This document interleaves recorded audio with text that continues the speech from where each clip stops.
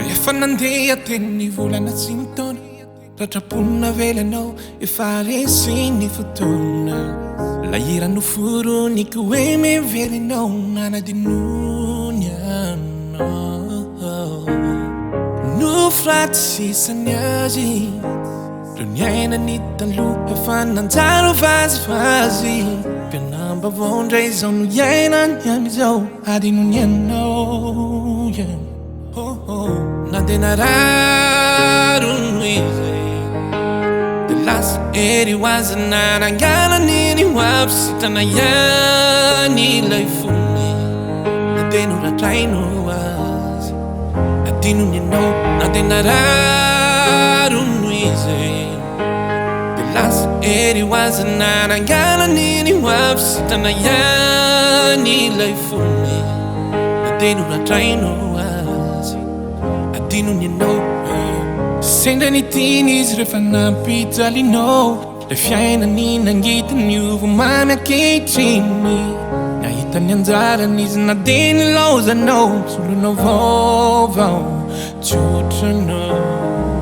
Tantara sisany anareo fa niova hafaliana ireo jaly sy toreo. Fianamba vao ndray izao no iainany amizao adinony anao. Nadena raro no izy de lasa ery hoazy nanangalany ho avy sitrana ihany ilay fony.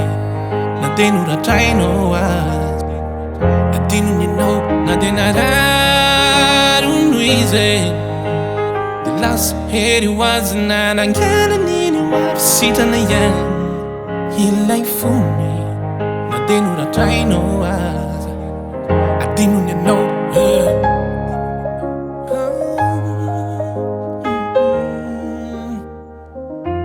Adinony anao.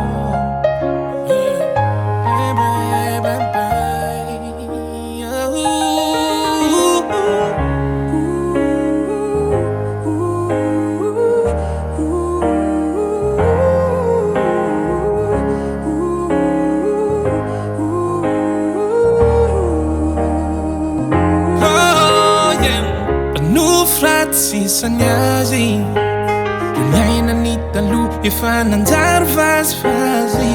Fianamba vao ndray izao no iainany amizao adinony anao. Nadena raro no izy de lasa ery hoazy nanangalany ho avy sitrana ihany ilay fony. Nadeno ratraino azy adinony anao. Nadena raro no izy lasa ery hoazy nanangalany ho avy sitrana ihany ilay fony.